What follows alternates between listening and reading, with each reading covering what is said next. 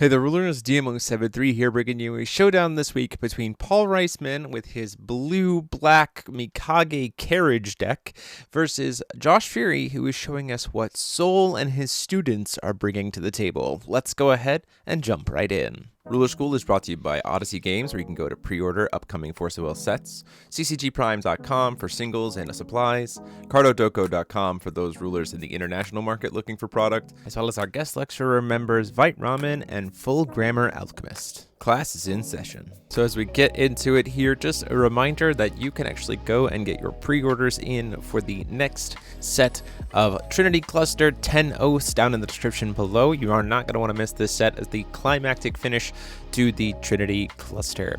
So we have Paul Reisman on the left playing Mikage with his new tools and the Carriage. It's a blue-black build, kind of a control shell to try to help kind of aggro down with Carriage kind of being the win condition.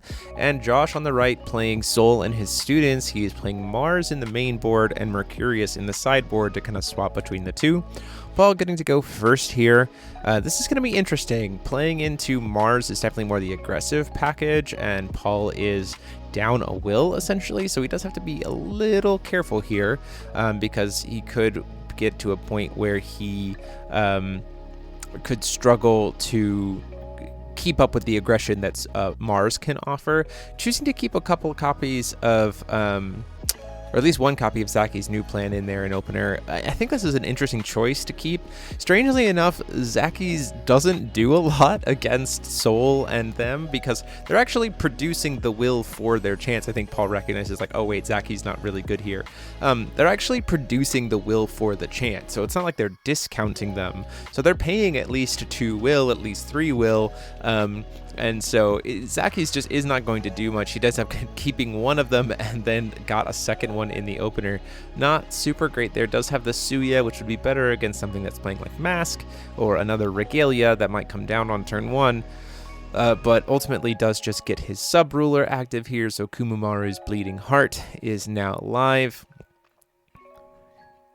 Gives that Drain, Bane, and Barrier non-light, which could be very helpful here for some of the things, especially considering how Josh is probably working on a lot of spot removal. So if it can't hit his stuff, it's in pretty good shape, outside of things like maybe World Flame summoning.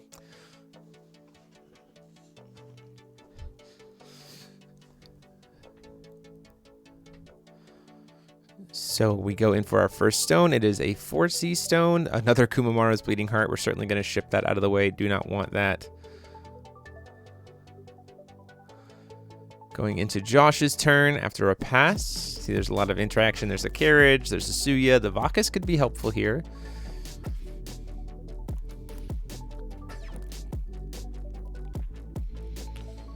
Calling our first stone, we hit a 4C stone here. There's an Invitation to Disaster. And then Josh, thinking about what he wants to do here. He's got technically access to 6 will for Ancient Magics, whether it be the 4 mana counters, the coin, and the stone. Which when you think about exactly what that represents is so much on turn 1. Now, if it was discounting, you know, obviously, then that Zacky's new plan in Paul's hand would be pretty solid, but it is just producing the will. So right now, Paul does not have a point of interaction for a big cost spell, if that's what Josh decides to go for. And that's exactly what Josh is deciding to go for. He is going to burn all 6 here and cast a card we haven't seen for a long time, World Flame Summoning, to force him to banish a special magic stone and take 800 damage. So pretty big hit there for Paul. Essentially now he's going second because Josh essentially burns coin to kind of put himself 1 stone ahead, which is kind of huge in this matchup. Paul certainly wants to be the one sitting on more resources than his opponent. Has to burn himself for 3 for the Adaraktia stone here. And then ultimately just leaves up a pass. Once again, not a super great hand for this point of interaction. Having the 1 new plan and then drawing into the second one was really rough here.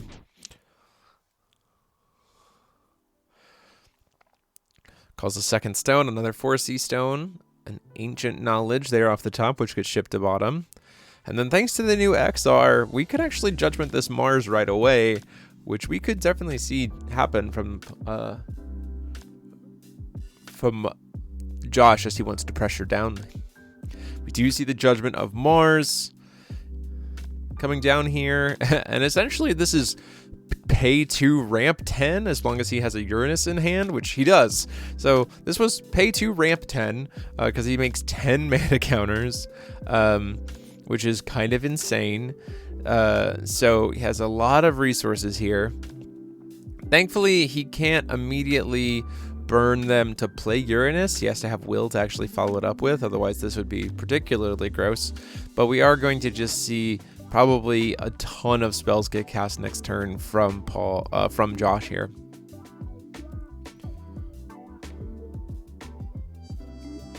Go into recovery. We're gonna probably ping the Mars before recovery. The mirror could be helpful here if Josh decides to go for the Uranus play line, because it does discount the cost unless he wants to pay full cost for it. Does decide to play a roamer here. Mainly because it will have Drain and Bane because it's a vampire, so there is some element there to why we're playing it because of the sub-ruler for Paul, and it has barrier, so it can't be like blocked out of the way. The biggest issue here, though, for Paul is that Mars has first strike. So Bane and Drain, not super helpful against a first striker. Josh is going to take 400 for drawing a card.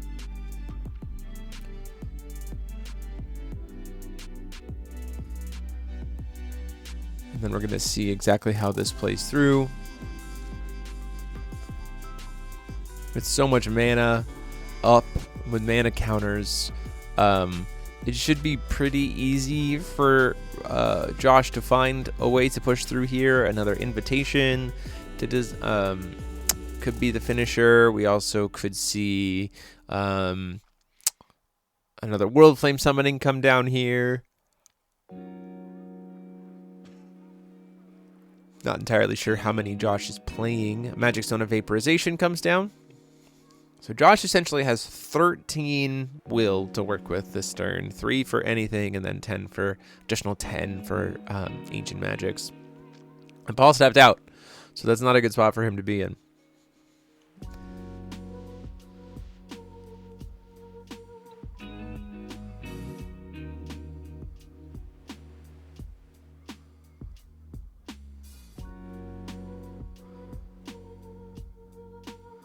So we're going to see how Josh is going to push through here. He's probably thinking about what spells to play. Does he want to swing with Mars first? Which arguably is the best decision to make here. Swinging with Mars first, because there's no, like, even if it gets blocked by Roamer, you have first strike. So Paul's not going to gain any life back, and your Mars gets to survive. So Mars has first strike, gets to kill the roamer. No life gain happens.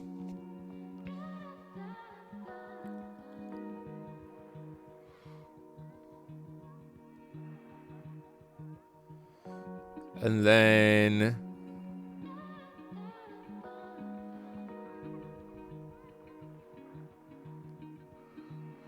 Paul's not going to drain anything here, although I think they're getting mistakenly put up here about the drain piece.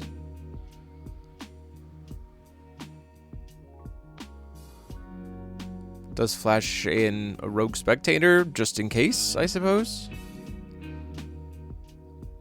I'm not entirely sure why the roamer is also dying, or the Mars is also dying here. Must have missed something, but doesn't. Stopping the life gain is what really matters, and the roamer's off the board now, so now Paul's in a position where he's in a lot of trouble. So we have, oh, there's the Uranus, so that will be lethal. So what happens here is Uranus gets to play another Uranus.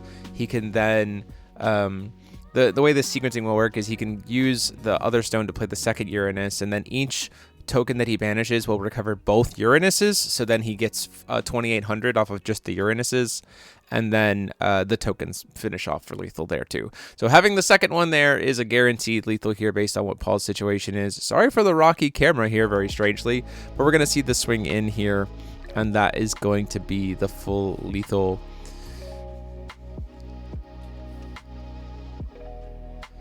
It's actually somewhere around, so well over lethal. It's almost 13,000 or 4,000 damage just from the double Uranus, but he's doing it this way. Although instead he decides to use Invitation to Disaster instead of playing the other Uranus. So just wanted to cast another spell there, Josh, and finish it off that way. Going into game 2, Josh has swapped over to Mercurius. He says, I'm going to try something a little different. We're going to see if both of the students and kind of how they play differently here. Hopefully Paul has a little bit more interaction, kind of recognizing where his concerns are. Again, in this matchup, strangely, against Mars, Mirror is very helpful to stop Uranuses. Against Mercurius, Mirror doesn't do as much. You can still use it to hit the Plutos, or hit the Jupiters for sure, but ultimately there's not as much to hit here. Do see our sub-rulers getting to come out here for Paul, choosing to take going first.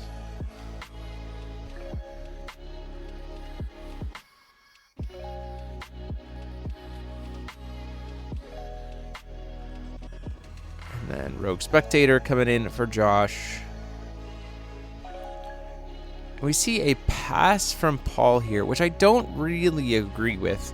I think there's a world where in this matchup, outside of, if Josh is going to play exactly this matchup, he's not going to play exactly Jupiter on 1. So I think playing the Yggdrasil to try to get another copy of Kumamaru and put another body on board might have been the better play here. Ultimately, though, choosing just to pass the turn.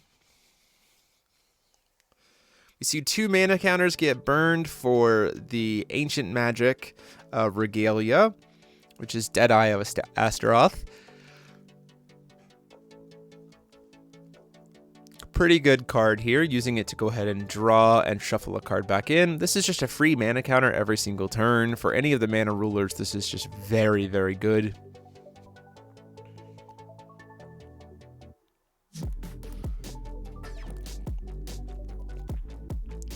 Then gets to 4C at the end of the turn if he has no other follow-up.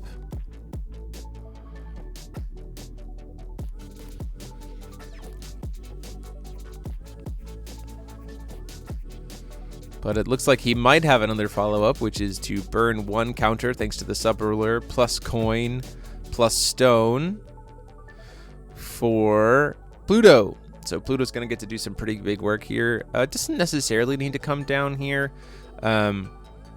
Also, I think there's a missed sequence here. Draw a card. We move to end of turn, draw a card, then discard a card. Technically, this won't trigger. This might be a little bit of a learning moment. Unless there's a target in the graveyard already, this won't trigger because there's no legal target. I think they do mis-sequence this a little bit. At the end of the turn, draw a card, discard a card. I think learning moment here, we do see Josh discard probably going to try to discard a 7 Luminary here, and if he does and reanimate it, then we can kind of talk about how that would have been a little bit incorrect. Oh, he drew a card from the token entering. Apologies. So we haven't hit that discard piece yet. So if he does draw a card and discard a card here, he would have had to have already had a Luminary on the grave. So he's going to 4C 1. So we are moving to end step. So he's 4C'ing 1, and then keeping it on top, getting a mana counter, and then draws a card, discards a card. So this is where the mis-sequencing here is. Because there's technically not something already in grave for Pluto here, that Pluto ability to draw then discard wouldn't actually trigger. So Paul's going to go ahead and try to ping the token before it has an ability, which makes a lot of sense. He doesn't want to be able to produce extra will off of that token, because Neptune is the one who grants the abilities to the token, and he wants to stop that from happening. Neptune's going to produce a token, and then we go into Paul's turn.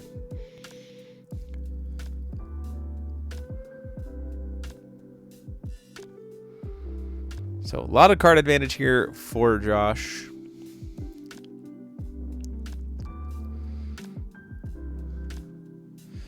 These guys do have barrier spells with quick cast, which is a little bit of a problem. Paul's in a position where he could ping the token for mana and then play a Suya to get one of these guys off board. The problem is he doesn't want to do that because he doesn't want there to be a Pluto. He needs to get rid of the Pluto right now. That's the biggest problem. So he pings the token, which I think makes sense here.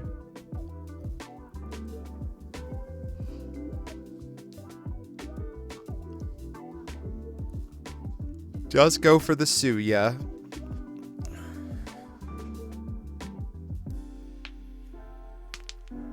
Which is probably going to force the getting rid of the Neptune if I'm in Josh's position. Care more about the Neptune.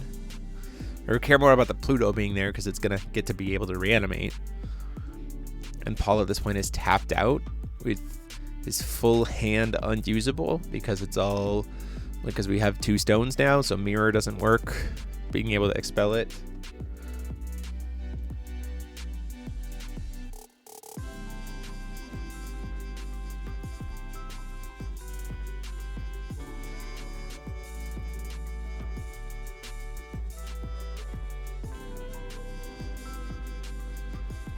It's just going to get reanimated at the end of the next turn, though. So this is the kind of scary part, is that Neptune's going to get to keep coming back unless we can get rid of this Pluto. And unfortunately, we can't get rid of the Pluto right now. So it's a rough spot for Paul to be in. Now, if Paul can make it one more turn, and get a 3rd unique stone, then suddenly this Lilius Petal 9-tailed fox that's in his hand gets a lot better. Because he has the opportunity to do a full board clear, which could be really, really good. But Josh is just kind of in a position where he can kind of set up as much as he wants. And as the Mercurius player, you love freedom to be able to just set up your big pieces.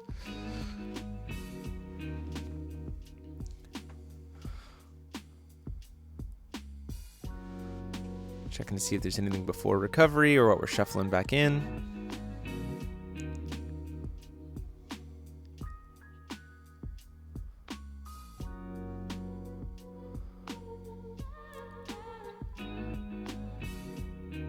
Move to recovery here.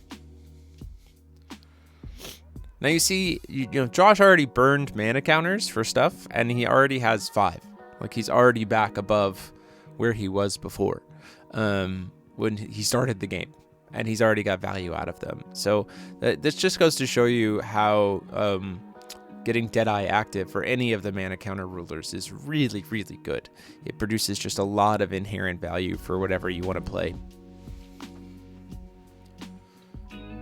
Doesn't have to, I mean, obviously it's best in Ultimate because he gets it for free if you're going first, and it's always in hand. You don't have to worry about drawing it if you're going second, but it's still a really, really good card.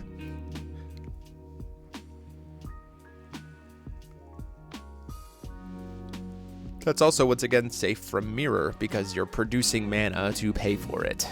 You're not discounting it all. So even under like Alhamat, you know, he gets his Resonance on turn 1.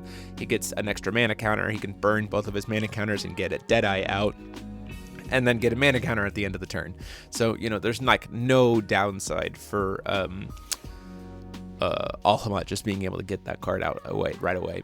And for the case of the soul pick combinations, you have 4 mana counters, so you just burn half of them and get it live right away.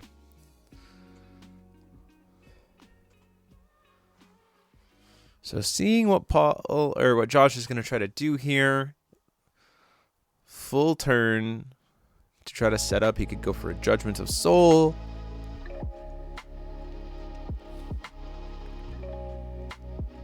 We're going to see an Ancient Heartfelt Fire come down here to put 3 extra mana counters on. Interesting that we're not burning a mana counter to do this.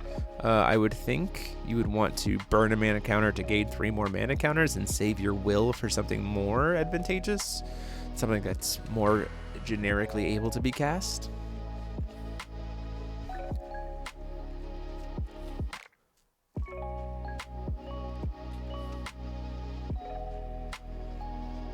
Josh certainly not wanting to swing here. Doesn't want to leave himself open. Pluto is not a very large resonator.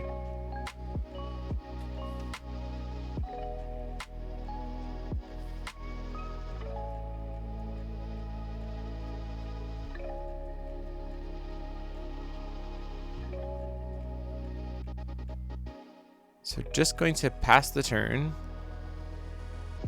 And then Pluto's going to reanimate the Neptune.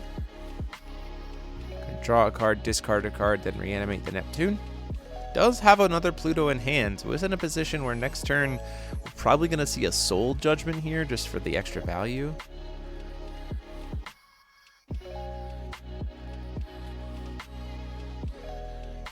Neptune's coming back. It's going to make us another token. We're going to draw a card. It's the enter effects.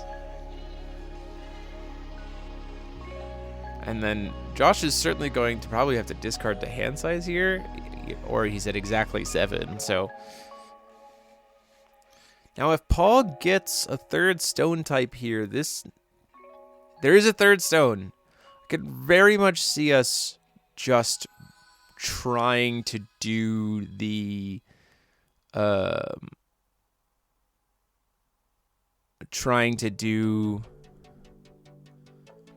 oh, interesting. Uses Oberazuki here. Okay.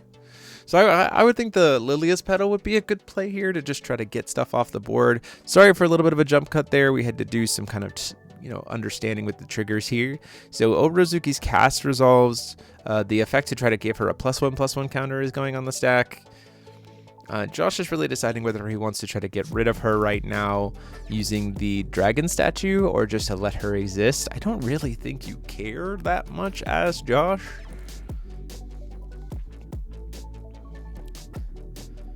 So we're going to go ahead and actually let it resolve. So now she has the barrier, and we're going to sack the Suya to get a stone.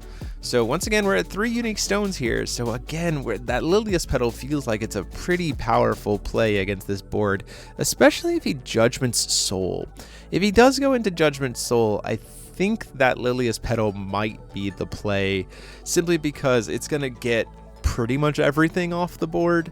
It is going to generate a ton of mana, but it does... Judgmenting is going to cost Josh most of his actual value here, and because he's not playing Mars, the Neptune by itself, not super huge, and you'd still have the Oberazuki left over. Choosing to ping the token here, it can't bounce the can't bounce the Oberazuki back to hand. This immediately does shut us off from being able to do the Lilius Petal line. We do have access to high-speed uppercut treatment, which could be pretty good here. Again, this is one of those worlds where I think there's a play line here where you legitimately use the Lilius Petal, clear the whole board, then you high-speed uppercut the Pluto during Josh's turn so that he loses all of them, right? That just feels particularly good. Josh here at the end of the turn going to go ahead and use the 2 Lost Luminaries abilities, buy back an Ancient Heartfelt Fire and an Invitation to Disaster. Paul, unfortunately here, potentially tapping poorly. Using the blue Blackstone instead of the Blackstone to do the Mikage ping on the token. I don't even think the ping on the token was necessary, if I'm being honest. It was going to be able to produce the mana counters anyway onto Soul, so it doesn't really even get you that much. Goes for 1, plays the Heartfelt Fire, and goes for a mirror here to stop the Heartfelt Fire. Leaves himself with just a Darkness Will. So this is the part where I'm saying, again, this could end poorly. If he had tapped for Darkness, if he really felt the need to destroy the token, tapping for Darkness and leaving up 2 will for double mirror here would feel fine. The biggest problem here is we now kind of have we're in a really weird interaction point with not having access to Water Will. We weren't going to be able to stop Invitation to Disaster regardless, but Soul's going to get to Judgment here. There's a Pluto in hand. So Josh is going to be working with 22 mana for Ancient Magics, which is a lot. And he'll be able to search for any other Ancient Magic he wants, and he'll be able to buy back an Ancient Magic from Grave as well. So we do see a flip of Soul. So Soul is coming down here. He's going to try to generate some mana counters. He's going to get 10 more, so he'll be 22-22. He's just a 6/6. This is, again, another position where his stat line is so small that there's a really huge probability here where this Lilius Petal would have been able to wipe this entire board off the mat and put Paul in a pretty solid spot, even after getting the Overazuki. We see Invitation for Disaster come down here. Using the Lilius Petal. Starts to use High-Speed Uppercut here on the Soul. That's not how High-Speed Uppercut works. The other guys have Barrier Quick Cast, so that also doesn't work for them. So this Invitation is going to resolve. He's going to take 2,000. And then from there, we tap and try to buy it back. Now, this is when you try to do the High-Speed Uppercut. You try to High-Speed Uppercut to hit the Invitation to rip every single copy of Invitation out of the deck. Because if you succeed here, then you're good. Then you can't get burned for another 20 this turn. So High-Speed Uppercut comes down. And this is unfortunately where not hitting the Water Wheel sucks for Paul. Because right now, we've already used one Lost Luminary ability per turn. So we only have one more ability per turn for a Lost Luminary. And unfortunately, without access, if we had Mirror, then we'd be able to stop the second Lost Luminary ability, which would then allow us to, anything Josh tries to do here to follow up, we're in fine shape. If he uses, because he can't do Invitation of Disaster at instant speed, as long as this one's in the graveyard, he can't currently, if he searches for another Invitation with Pluto, then the High-Speed Upper still gets to resolve and it rips it out of his hand. He specifically has to use Jupiter's Lost Luminary ability again, which A, burns mana counters, and B, costs him his second Lost Luminary ability for the turn. So if Paul had access to blue here for Mirror, he could stop the second Lost Luminary ability, keep the Invitation in the graveyard, get rid of every single copy of Invitation, and then next turn be off to the races. He'd be in a really good spot. So Josh is going to try to draw here. Shuffle one back in. Mainly just needs to see if he can find a way to generate some additional mana counters, I think, at this point in time, because he is going to have to burn some resources to the Lost Luminary ability. Shovels one back in. He was also trying to see if maybe he could find his own mirror. Unfortunately, didn't happen to see one.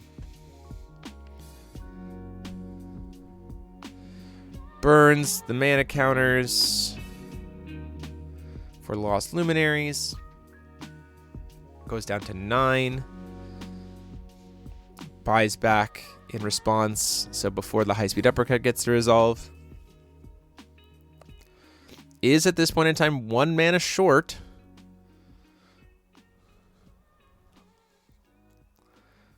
To be able to destroy stuff.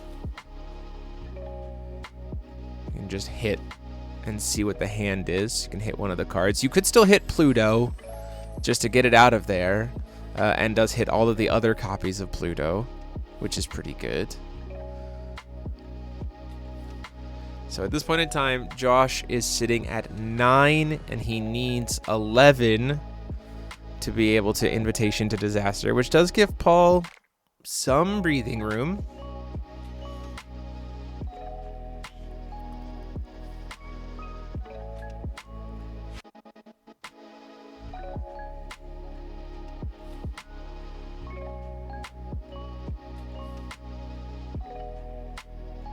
So double checking here.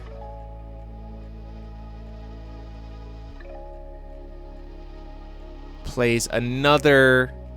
So this is the unfortunate thing. He plays another Neptune, which then he can banish the token to put 4 more mana counters because of the double, and that will be the game. So finding the way to the Invitation there in game 2. We'll see both of these decks later this week. Until next time, this is GMO73 saying class dismissed.